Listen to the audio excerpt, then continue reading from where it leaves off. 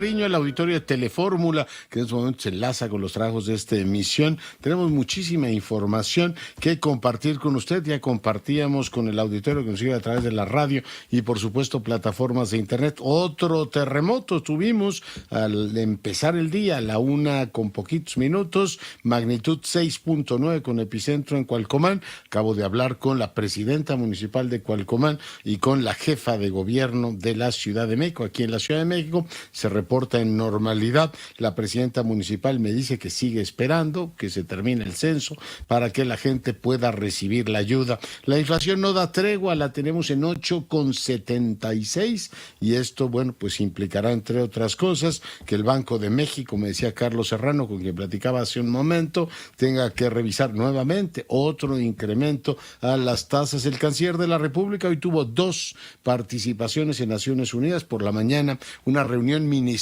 para revisar el tema de Ucrania. Ahí presentó la propuesta de paz que el gobierno mexicano formula. Posteriormente, hace un ratito, hizo la intervención en la Asamblea General, en donde expuso efectivamente pues el planteamiento mexicano.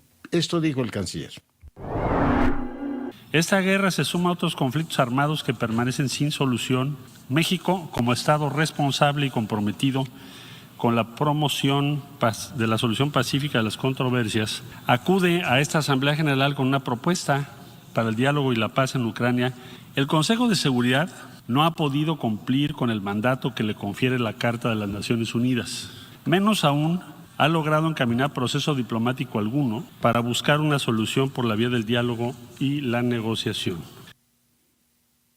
Bueno, pues una de las razones por las que no ha podido es porque uno de sus miembros, hoy lo dijeron todos los participantes del Consejo, Rusia decidió saltarse a la torera pues todos los lineamientos. Hoy dijo el señor Blinken, el titular del Departamento de Estado, que no se puede permitir que Putin se salga con la suya. El responsable de esta situación es directamente él. El primer ministro de Israel, Yair Lapid, llamó a hacer el reconocimiento de 2 estados para 2 pueblos, Israel y el Estado palestino, pero en un marco de paz. El futuro del Estado palestino debe coexistir junto a Israel, debe ser pacífico y no basado en el terror. Por cierto, hoy el Ministerio de Asuntos Exteriores de Israel convocó al embajador mexicano para que le dé explicaciones de las manifestaciones que ha habido en la Embajada de Israel pidiendo la extradición de Tomás Herón. Ken Salazar visitó de nuevo Palacio Nacional. No sabemos, no quiso dar declaraciones. ¿Cuál fue el motivo de la visita? AMLO dijo que volverá.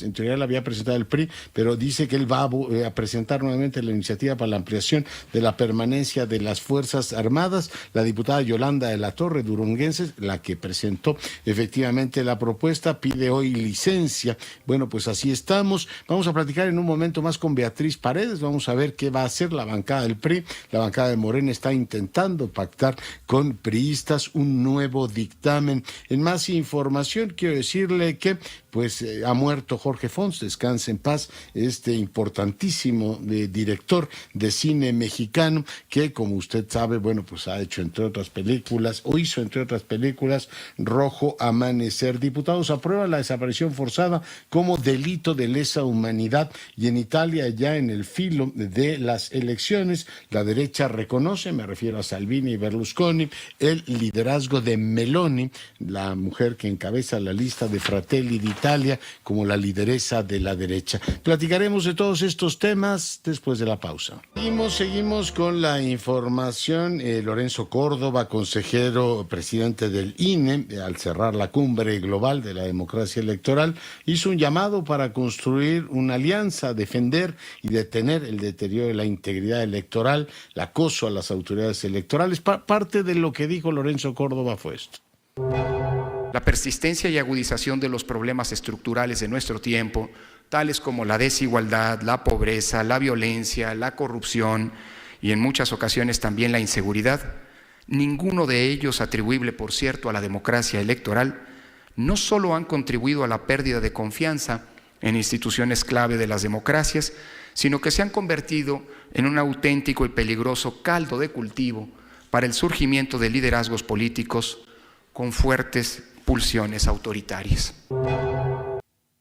Una de ellas, por ejemplo, era el presidente Nayib Bukele, que en nombre de su popularidad, o sea, él invoca su popularidad, es que la gente me quiere muchísimo y por tal motivo, bueno, pues se quiere reelegir. 21 efectivamente expresidentes le hicieron llamar, una carta firmada por ellos, y además ni más ni menos que por IDEA, que es una institución de enorme prestigio que dirige Kevin Casas. Bueno, pues estamos hablando de Oscar Arias, de Felipe Calderón, Vicente Fox de los mexicanos, Fernando Franco, Eduardo Frei, César Gaviria, Lucio Gutiérrez, Osvaldo Hurtado, Luis Alberto Lacalle, Mauricio Macri, Yamil Maguad, Mireya Moscoso, Andrés Pastrana, Pérez Valladares, Jorge Tuto Quiroga, Miguel Ángel Rodríguez de Costa Rica, Julio María Sanguinetti del Uruguay, Luis Guillermo Solís de Costa Rica y Juan Carlos Guasmosi. Todo el mundo les dicen, pues el tema de la reelección del presidente de El Salvador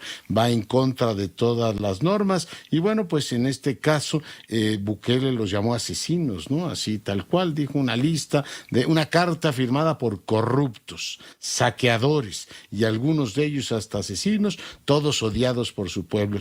Me preocuparía mucho si recibiera su apoyo, gracias a Dios no es así. Esa es la respuesta de Bukele, saltándose a la torera todos los nombramientos, efectivamente, la normativa constitucional, como dicen algunos, no necesitaríamos Mesías si tuviésemos más libros o más cultura política. Esto de que haya presidentes que crean imprescindibles. Bueno, si fue muy popular y la gente lo quiere mucho, pues bien por el señor Bukele y bien por El Salvador.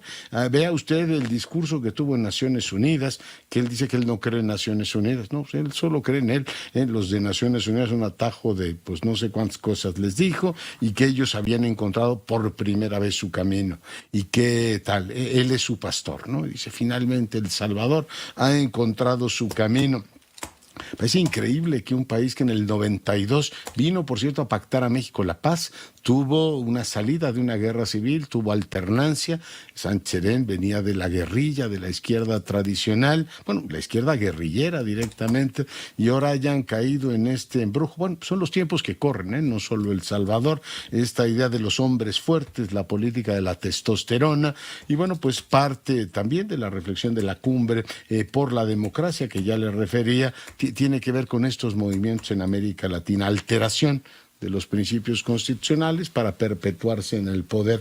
Dejo ese tema y vamos ahora con mi compañera Sara Pablo. Te pregunto de entrada, mi querida Sara, si sabemos cuál fue el propósito de la visita de Ken Salazar nuevamente a Palacio Nacional. Buenas noches. ¿Cómo estás, Leonardo? Muy buenas noches. Pues no dio ninguna declaración el embajador de Estados Unidos en México, Ken Salazar, quien estuvo en la mañana en Palacio Nacional, cerca de las 11:30, se retiró por la puerta de Corregidora número 8 sin dar declaraciones, abordó su camioneta que ya lo esperaba ahí juntito de la puerta y bueno, pues se retiró en medio pues de varios temas que hay sobre la mesa. Recordemos, están las consultas que han llamado México, Canadá y Estados Unidos al gobierno de México por el tema eléctrico en el amparo del TEMEC. Está también esta visita, pues luego de horas de que el embajador negara que el gobierno estadounidense hubiera emitido supuestos cables confidenciales en los que se hablaba de una investigación en contra del gobernador electo de Tamaulipas, Américo Villarreal, a unos días de que asuma la gubernatura. Y bueno, pues mañana quizá el presidente López Obrador pudiera decir en la conferencia qué temas se abordaron. Por lo pronto, pues solo se vio al embajador en el Palacio Nacional, que hay que decir, pues tampoco es raro, es un visitante frecuente de Palacio Nacional para reunirse con el presidente López Obrador. Y decirte, Leonardo, que hoy en su conferencia mañanera, pues el presidente reveló que estaban a un voto, dijo, de tener los sufragios suficientes para sacar adelante esta iniciativa que amplía la participación de soldados y marinos en tareas de seguridad. Esto pues un día después de que senadores regresaran la iniciativa a comisiones.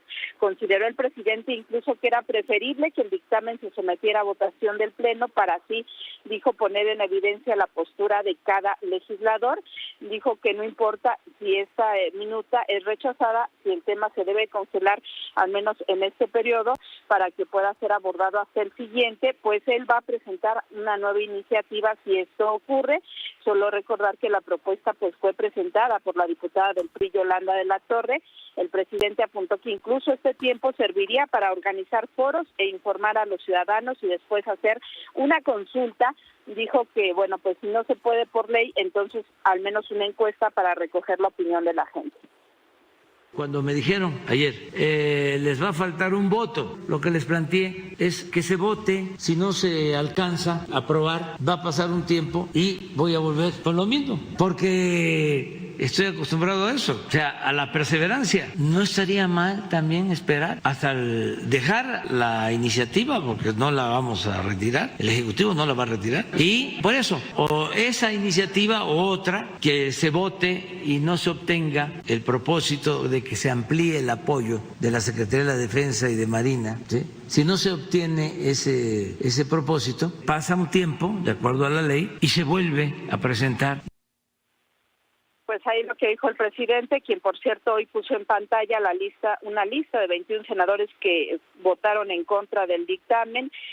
Criticó que panistas de Guanajuato voten en contra a pesar de la violencia que se vive en la entidad, donde este miércoles se registraron 20 de los 91 homicidios, pero dijo que bueno, pues el problema ahí es el fiscal Carlos Zamarripa, quien dijo es muy poderoso y pertenece a un grupo panista de ultraderecha que se impone incluso al gobernador Diego Sinue, a quien tienen rodeado, y hoy pues dijo el presidente que al propio gobernador él tiene una buena opinión del mandatario estatal, pero prácticamente dice pues no puede hacer nada, Leonardo.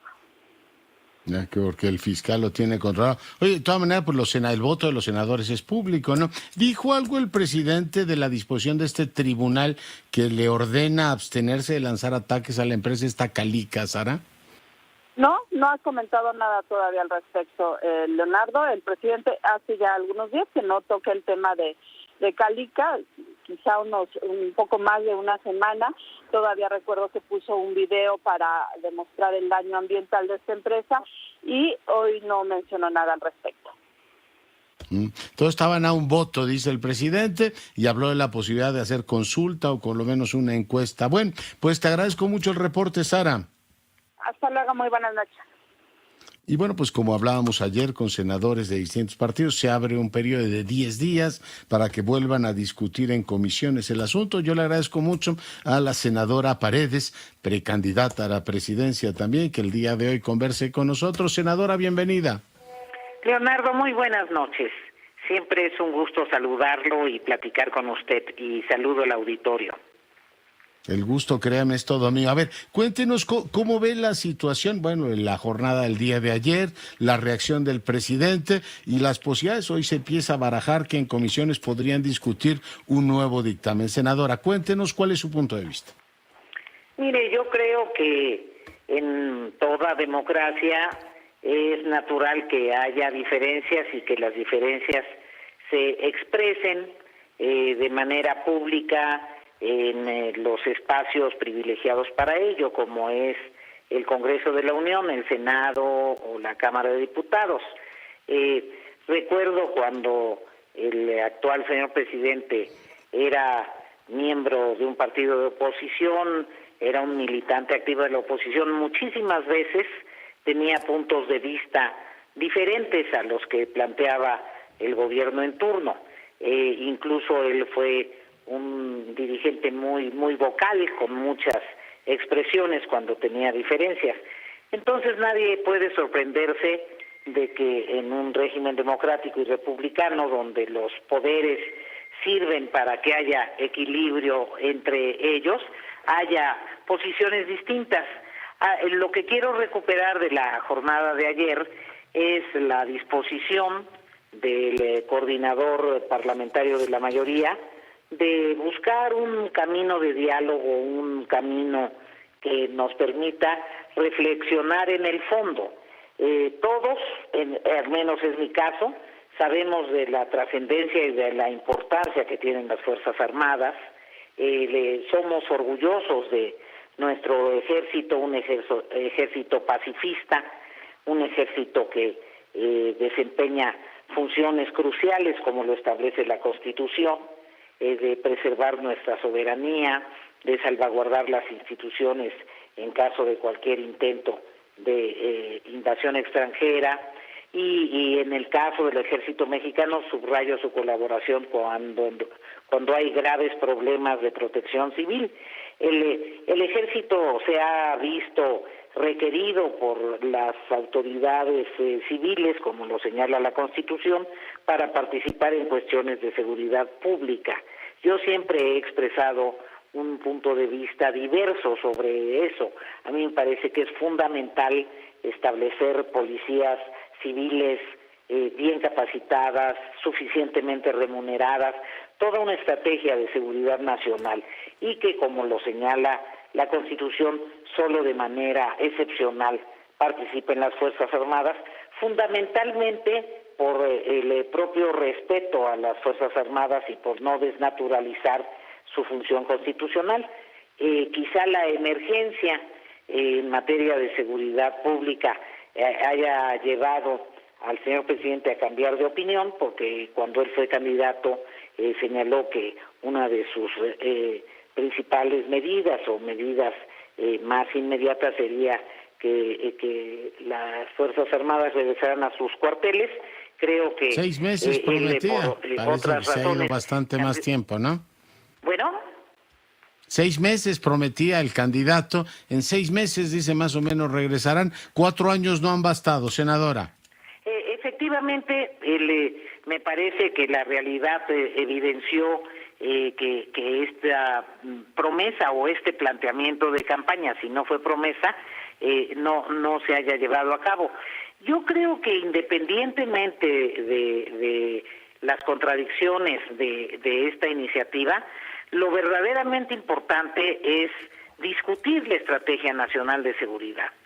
Sea que el Ejército se amplíe el lapso de su presencia o no se amplíe, todavía el transitorio le señala 18 meses autorizado por este transitorio constitucional.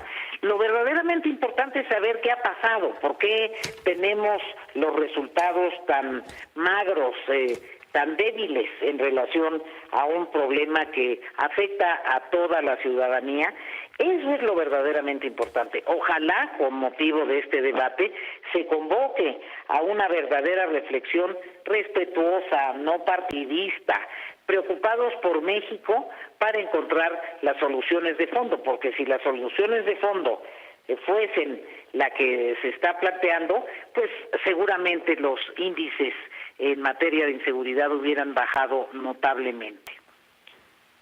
Hoy el presidente decía, pues no han bajado, pero yo soy muy popular, lo cual prueba que la gente está contenta con la estrategia, lo cual me cuesta, digamos, mucho trabajo seguir como silogismo. Como me cuesta mucho trabajo, senadora, a ver si usted me ayuda a entender un poco más, porque un tema tan delicado que preocupa a tanta gente y que además implica, usted lo decía, instituciones tan queridas por la gente como el Ejército, tan relevantes para la seguridad nacional y la defensa nacionales, tiene que llevarse al callejón de las cuchillas políticas. Yo, por supuesto, pues no me asusto de ver que compran al senador Paz o cómo amenazaron porque además lo han hecho público, ¿no? A Moreno, y cómo cambiaron el voto de muchos legisladores. Pero es necesario llevar al tema del callejón político, un tema que, a mi juicio, podría discutirse con altura de miras, o sea, un tema de Estado, senadora Paredes. Mire, a mí nunca me ha gustado y he tenido responsabilidades relevantes en el Poder Legislativo. Fui líder de la bancada del PRI cuando estábamos en la oposición, fui presidente del Congreso cuando estábamos en la oposición también. Nunca me ha gustado que se use algo más que la política para lograr convencer voluntades. Me parece que la política es el instrumento privilegiado, es el instrumento civilizado para resolver contradicciones. En ese sentido, en ninguna etapa, en ningún momento he sido afín a que se utilicen otros métodos. Y es muy triste que de repente haya la prevalencia de otros métodos, porque finalmente siempre son boomerang. aunque la gente colabore en algún momento, en otro momento eso resultará contraproducente. Yo deseo que esa no sea la mecánica. Bienvenido el diálogo, bienvenida la disposición a discutir, bienvenido que puedan convencer con razones, con argumentos, y bien dice Leonardo, tal vez un procesamiento distinto de esta minuta, tal vez una manera más pulcra de iniciar este proceso nos hubiera evitado a todos este debate que es muy desgastante y en donde parece que nadie resulta beneficiado. Oiga, porque el presidente parece que quiere hacer campaña con eso, ¿no? Y sacó la tabla con sus nombres y dice, mire, estos fueron los que no votaron. En 2 o 3 semanas van a decir si hay problemas de inseguridad en el país es porque los senadores no quisieron aprobar mi legislación. Una legislación que, por cierto, senadora, le aprobaron por unanimidad para crear la Guardia Nacional. Ahora cambió de opinión el presidente, pero pues parece que siempre gana él, senadora Paredes. A mí lo que me importa es que ganen los mexicanos, querido Leonardo. Pues sí. Los presidentes en este régimen democrático, y mientras así lo siga haciendo, son efímeros. Tienen una permanencia en la realidad política del país de 6 años, y aunque siempre se recuerden positivamente los liderazgos que han hecho algo por el país, yo no me confundo en lo que son cuestiones de Estado. Lo que importa es lo que ganen los mexicanos, y tal vez debates estériles o estigmatizaciones no abonan en la construcción de una mejor relación entre los mexicanos. Simplemente creo que quien ha vivido muchos años en la oposición, que sabe que disentir de lo que plantea la autoridad forma parte de la democracia, de repente sigue pensando como líder más que como jefe de todas las instituciones y presidente de todos los mexicanos. Usted ha vivido de los 2 campos y pues ninguno es pecaminoso, ¿no? Gobernar o oponerse es parte de la construcción de un país. Pero ¿tienen mucha presión ahora los senadores con este tema? En lo personal yo no tengo mucha presión y jamás he recibido ninguna presión. Creo que cada legislador vive las cosas según su biografía. Cada legislador tiene que manejarse en el entorno de su realidad política, pero lo crucial es que no se utilicen recursos distintos a los políticos para procurar intenciones de votos diferentes que las que en el pleno ejercicio de su libertad pueda tener cada legislador. Yo no he recibido presión alguna. Uh-huh. Muy bien, pues le agradezco mucho la conversación. Muy buenas noches. Buenas noches, Leonardo, mucho gusto. Que le vaya muy bien, la senadora Paredes, el día de hoy conversando con usted. Y bueno, pues vamos ahora a enlazarnos con el embajador Ruiz Cabañas. Él, usted sabe, fue subsecretario de temas multilaterales de este país, ha sido embajador en distintas, en Tokio, en Roma, en la OEA, y bueno, pues es académico también del TEC de Monterrey. Embajador, ¿cómo estás? Buenas noches. Buenas noches, Leonardo, qué gusto saludarte a ti y a tu auditorio. Hoy tuvimos dos piezas, digamos, 2 discursos del canciller de la República, uno en el Consejo de Seguridad tempranito y hace un ratito habló ante la Asamblea General de Naciones Unidas. ¿Cuál es tu valoración, Miguel? Mira, mi valoración es que finalmente se presentó la propuesta del Gobierno de México en los 2 foros que se tenía que presentar. Afortunadamente México es miembro del Consejo de Seguridad, no permanente en este momento, y hoy Francia, presidente del Consejo por este mes, había convocado a esta reunión para hablar sobre Ucrania. Entonces creo que fue la situación ideal para que México presentara en el Consejo de Seguridad, por conducto del canciller Ebrard, su propuesta, que ya es muy conocida, que se cree un comité donde esté el secretario general de la ONU, el primer ministro de la India y el Papa, pues para que... Papa. Y así lo dijo el canciller, para reforzar y apoyar las gestiones que está haciendo el secretario general de la ONU, dándole al secretario de la ONU pues su papel, porque la verdad es que ha trabajado mucho en este tema. Y en la noche, hace rato, digamos, el secretario Ebrard se dirigió a toda la Asamblea en el mismo sentido, haciendo un recuento de todos los enormes daños que ha causado la invasión de Rusia a Ucrania, porque hay que llamarlo, yo creo, por su nombre, y haciendo un llamado. ¿Qué efecto va a tener esto? Mira, yo siento que en este momento, pues el discurso de Putin de ayer en la mañana, del martes en la mañana, pues es bastante anticlimático, porque en vez de bajarle lo que Putin anunció, pues es como doblar la apuesta, ¿no?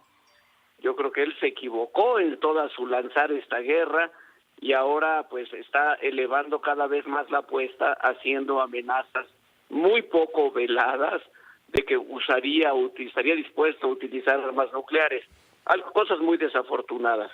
Pero creo que el canciller y el embajador se notó en el trabajo de Juan Ramón de la Fuente.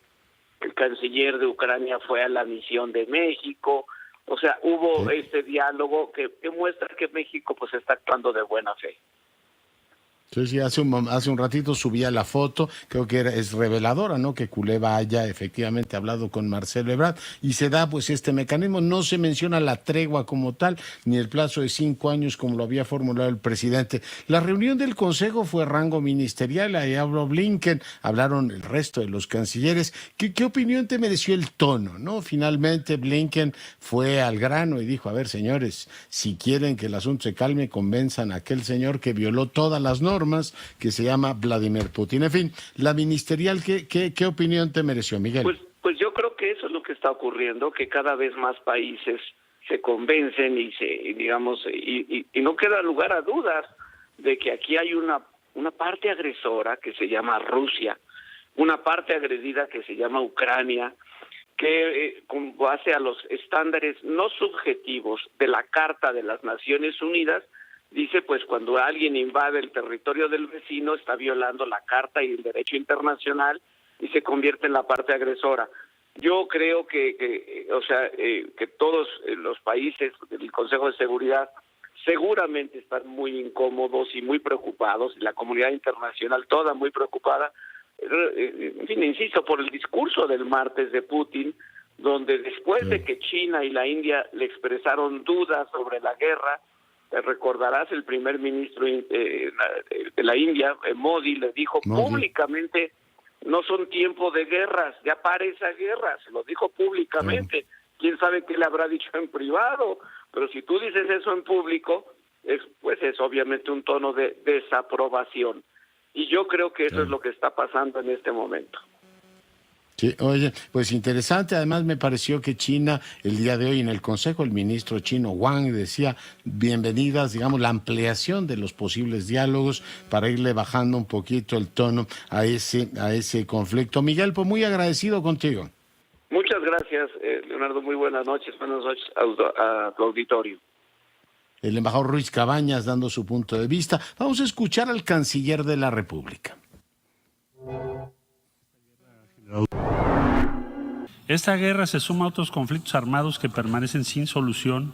México, como Estado responsable y comprometido con la promoción de la solución pacífica de las controversias, acude a esta Asamblea General con una propuesta para el diálogo y la paz en Ucrania.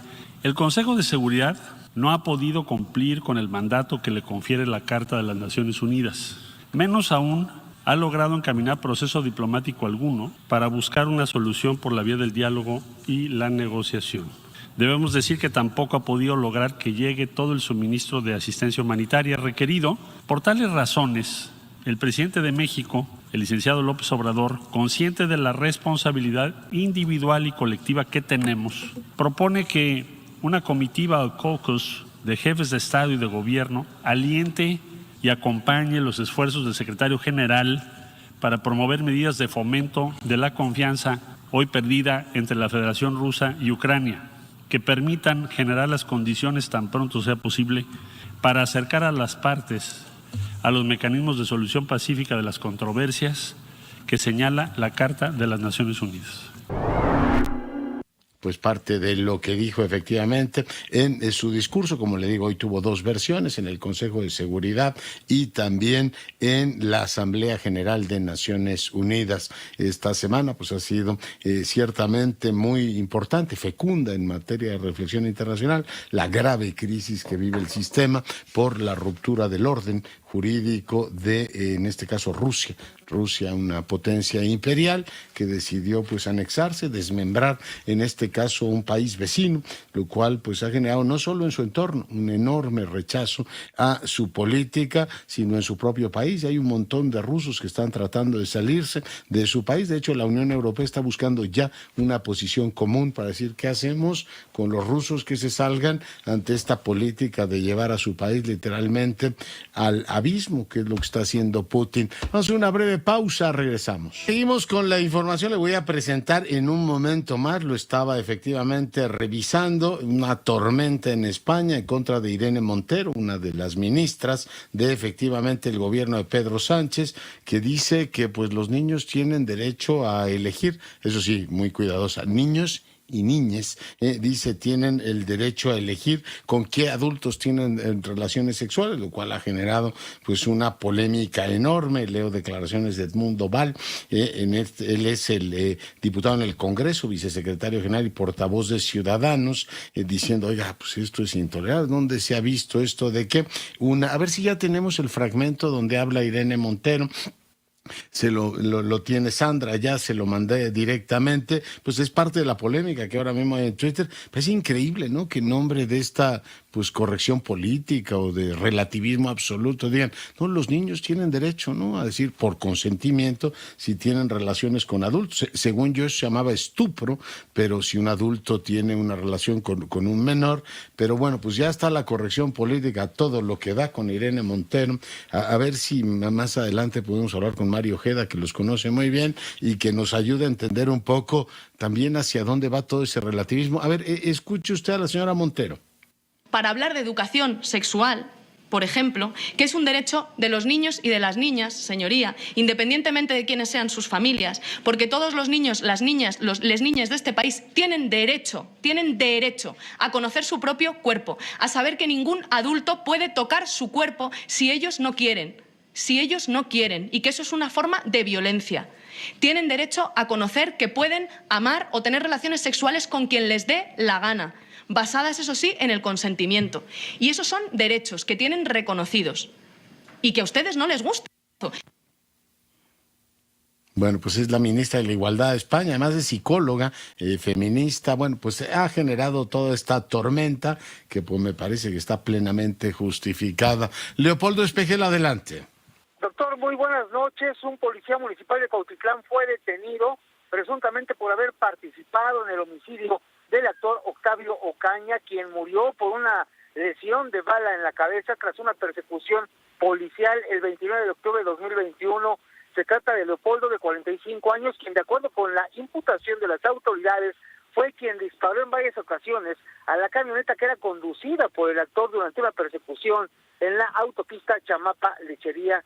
Decirle, doctor, que de acuerdo con la información que la propia Fiscalía General de Justicia del Estado de México presentó el año pasado, aparentemente el actor de 22 años de edad se habría disparado él mismo con el arma que llevaba consigo al momento de perder el control de su camioneta e impactarse contra un muro de contención. Sin embargo, pues todo parece indicar que esta hipótesis está echada bajo tierra, luego de que en febrero pasado la familia Pérez Ocaña expuso los resultados de las investigaciones que sus peritos habrían obtenido a través de diversas investigaciones y están sustentadas con la prueba de radisonato de sodio, la cual le realizaron al actor y a las personas que le acompañaban y resultaron negativas. Por todo lo anterior, doctor, en la audiencia inicial que se llevó a cabo al considerar negar la detención de Leopoldo, la jueza de control del Poder Judicial del Estado de México del distrito de Tlalnepantla lo consideró imputado por el delito de homicidio y le impuso medidas cautelares para enfrentar su proceso en libertad, como son garantía económica, la colocación de un brazalete de geolocalización y su presentación periódica en el Centro Estatal de Medidas Cautelares. Doctor, lo que tengo. Muchas gracias por el reporte. Y bueno, pues seguimos con la información. Uno de los temas interesantes el día de hoy también en la agenda internacional es la disposición que ha mostrado Israel allá en Nueva York. Es decir, se reconocen los dos estados, pero bueno, que tengan una vocación pacífica. Yo espero que esto sea el preámbulo de un nuevo diálogo en aquella zona. Ha muerto Jorge Fons, este gran director de cine. Héctor Herrera, tú tienes detalles. Sí, ¿cómo estás, Leonardo? Te saludo con gusto. Efectivamente, este laureado cineasta Jorge Fons, quien fuera pues uno de los destacados miembros de esta generación que hizo pues francamente un muy buen cine en la década de los 70 y bueno, pues después con films como el Rojo Amanecer, que tú bien sabes que fue de las primeras expresiones cinematográficas que hablaban del movimiento del 68 y este gran trabajo también El Callejón de los Milagros. Pero bueno, efectivamente Jorge Fons, que es recordado por lo menos por estos films, fue reconocido con múltiples galardones. Él ganó en algún momento el Premio Nacional de Ciencias y Artes, el Premio Nacional de Bellas Artes, pero también tuvo pues varios premios Ariel, de hecho uno, incluido el Ariel de Oro por su trayectoria, así como pues diversos encuentros internacionales de cine. Él dirigió teatro también, de televisión, y pertenece de hecho a esta primera generación de egresados de lo que era el CUC, el Centro Universitario de Estudios Cinematográficos, que ahora tú bien sabes ya se transformó en la escuela de nuestra casa de estudios de la Universidad Nacional. Su trabajo incluyó pues todas las fases prácticamente, Leonardo. Él fue director, fue codirector, fue guionista, fue actor, asistente teatral e incluso ayudante de cámara.